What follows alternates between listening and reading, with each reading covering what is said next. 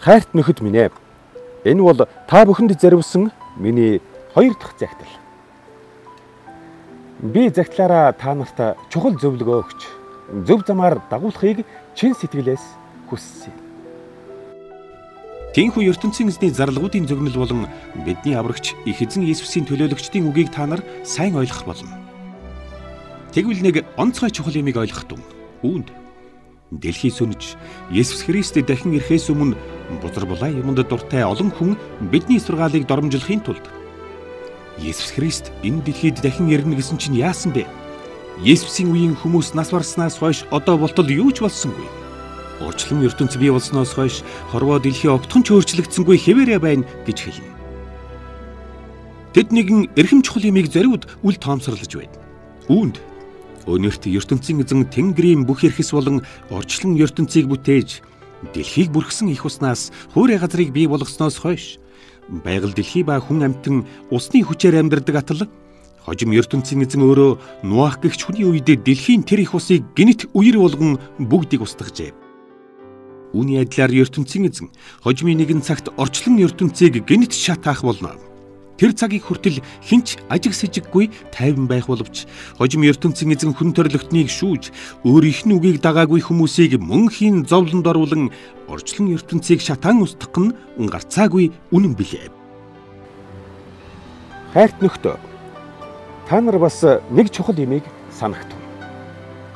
Үүнд ертөнцийн эзэн үрд мөнх орших учраас хүн төрлөختний тогтоосон цаг хугацаа түүнд хамаагүй. Түүний хувьд 1 хоног 1000 жилтэй, 1000 жил 1 хоногтой адил ажээ. Их эзэн Есүс энэ дэлхийд буцаж ирнэ гэсэн атлаа өдий болтол ирээгүй учраас олон хүн түүнийг хизээч ирэхгүй гэж бодож байна. Гэтэл тийм биш ээ. Их эзэн Есүс заавал ирнэ. ертөнцийн эзэн хүн төрлөختнийг өрөвдөн хайрлаж нэгч хүнийг мөнхийн зовлонд оруулахыг үл хүсдэг учраас гэмээ ухамсарлах боломжийг та нарт тавьж өгөөд удтал хүлээн харж байна. Улгайчийг гинт ороод ирнэ гэж хүмүүс ер нь тааварладаггүй. Үүний адилаар хүн төрлөختнийг санаандгүй байтал нь их эзэн гинт ирж бүх хүнийг шүүх үе ихлэн асар хүчтэй дуу нүргэлэн Тэнгэрийн эрхсүүд гинт тусдаж бүх бичил бие махбод орчлон ертөнц шатаж устан хүн төрлөختний ил далд хийсэн бүх хэрэглэрч ертөнцийн эзнэр шүүлгэх болно. Бүх юмын хуустхан зайлшгүй учраас та нар амьдралаа ертөнцийн эзэнд буцалтгүй зориулан заасан замаар нь хазаалтгүй явах ёстой. ертөнцийн эзний эцсийн энэ шүүлтийг улам хурдан эрүүлэхийг хүсвэл та бүхэн зөвхөн түүний хүслийн дагуу амьдарч хүлээх хэрэгтэй. ертөнцийн эзэн хорвоогийн бүх муу байдлыг устгаж арилгах учраас Тэнгэрийн бүх эрхэс шатаж устан орчлон ертөнц бичил бие махбод хайлан үгүй болохоос өөр замгүй ажээ. Гэвч Есүс өөрт нь итгэсэн хүмүүст дахин цоошин ертөнцийг бүтээж өгөхөөр амласан. Бид үүнийг одоо хүсэн хүлээж байна. Тэр ертөнцид зөвхөн шудраг ариун байдал ноёрхон. Хайрт нөхдөө, та бүхэн тэр сайхан ертөнцид орохыгоо хүлээж байгаа учраас ертөнцийн эзэн бүх хүнийг шүүн шалгахаас өмнө гэмгүй ариун, эвсэг тайван амьдралыг аль болохоор хичээхэн чухал. Аврагдах боломжийг олон хүнд тавьж өгөхийн тулд их эзэн Есүс энэ дэлхийд удтал ирэхгүй байна гэдгийг ойлгох нь зүйтэй.